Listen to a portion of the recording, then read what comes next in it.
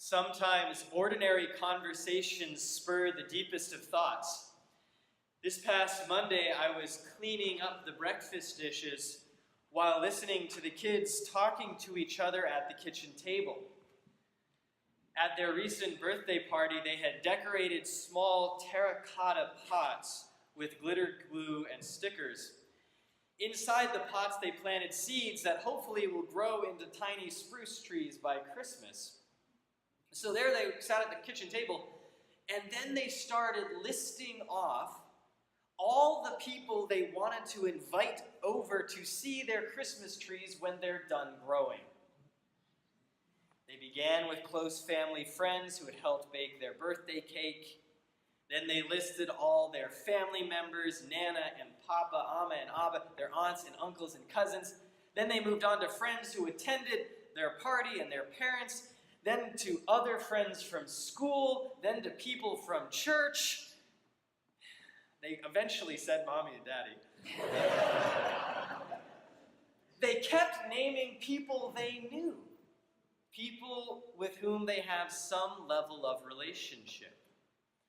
And for a pair of four-year-olds, they had a pretty extensive list. I listened in from the sink, not saying a word, and their heartfelt, earnest conversation touched me deeply. I began thinking about all the people who have touched my life in one way or another. As I started listing them in my mind, I realized two things. First, I realized I was praying. A prayer of thanksgiving and intercession. Second, I realized I could never complete the list because my memory is certainly not good enough to recall the names of every person I've ever been in relationship with. And because there are so many, many, many more that I have related to in some way whose names I will never know. I know it can sound a little trite to bring up the fact that we're all connected, that we're all related, that we all belong one to another. Of course, this sermon has been written before by many a priest in many a place. I've probably written it before too. But sometimes the rediscovery of a foundational truth is just as important as the original realization. Last week, my kids gave me the gift of remembering and celebrating that I am not alone, have never been alone, and never will be alone.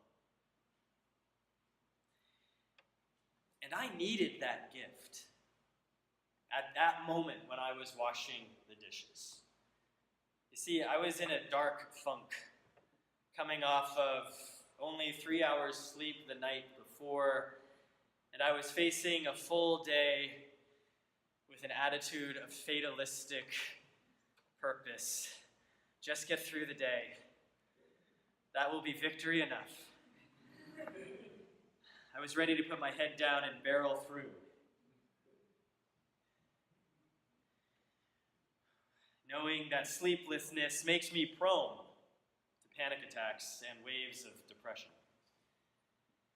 But when my kids started listing their relations, I looked up and I saw the sun streaming in. I took a deep breath.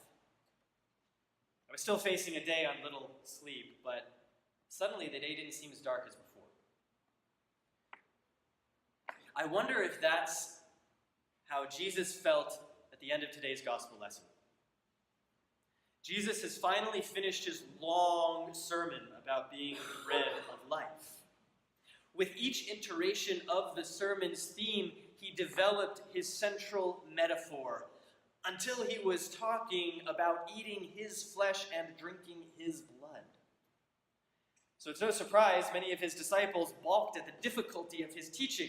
It's no surprise many of them turned back and no longer went about with him. I can see the crowds in my mind's eye. They returned after the feeding of the 5,000, expecting more food, physical food, to nourish their hungry bodies.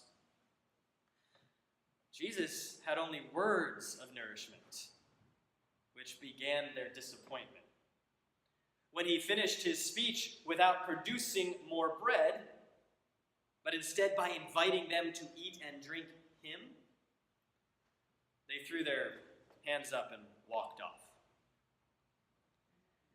So Jesus asks the 12 disciples, "Do you also wish to go away?" This is Jesus' lowest point prior to the crucifixion. This is Jesus' first brush with abandonment. This is a dark day for the light of the world. And this is the day his disciples give him the same gift my kids gave me last week. Simon Peter says, "Lord, to whom can we go? You have the words of eternal life. We have come to believe and know that you are the Holy One of God." In John's account of the gospel, belief is synonymous with relationship. So when Peter makes this remarkable declaration, he is in effect saying, we're not going anywhere. You have formed deep and abiding relationships with us, and we have no wish to break them.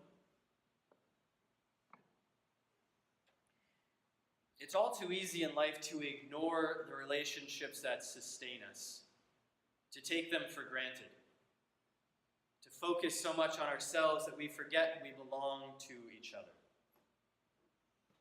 So we need reminders like the one my children gave me last week, or like Jesus' disciples give him, or like we share soon when we gather together for Holy Communion, which is the ultimate symbol that we are not alone. It is also all too easy to forget the God who stands under all those relationships, threading them together in a great tapestry of creative energy. In a wonderful recent article on the literary mastery of J.R.R. Tolkien, former Archbishop of Canterbury Rowan Williams makes a breathtaking claim. Williams says that in Tolkien's great works of fantastical fiction, Tolkien is, quote, seeking to model the way in which the creator works not by intervening, but by interweaving.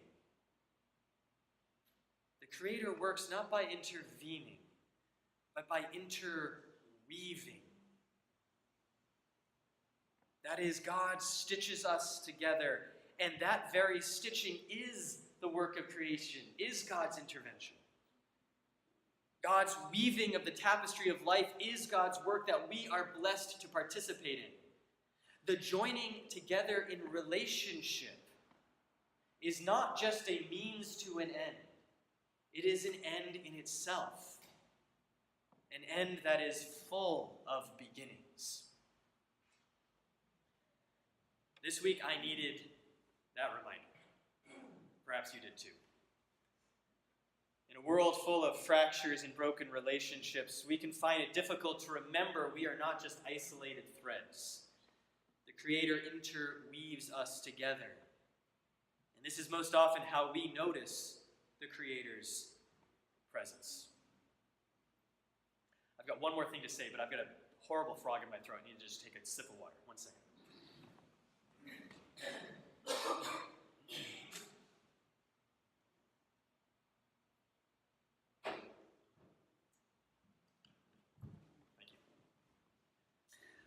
A final reminder of this wonderful reality of God's interweaving us together hits me most days when I'm in the car with the kids. When they hear songs they like, they request them over and over again. Does anybody remember that? Recently, the #1 hits in our car have come from the Tony Award-winning Broadway musical, Dear Evan Hansen. This won the Best New Musical Award in 2017. It's a fabulous show. The show is about a teenage boy who suffers from social anxiety. When an acquaintance named Connor dies of apparent suicide, a series of wrong assumptions leads people to think Evan and Connor were best friends. Glad that others think he had a friend at all, Evan allows those false assumptions to stand, which leads him to speak at a gathering in Connor's memory. Evan's speech about interconnectedness, or what Rowan Williams calls interweaving, goes viral online. And the cast sings the song, "You Will Be Found," to close out Act 1.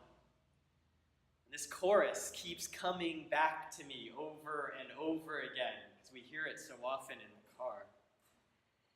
And I think they are words Jesus might have said or might have sung.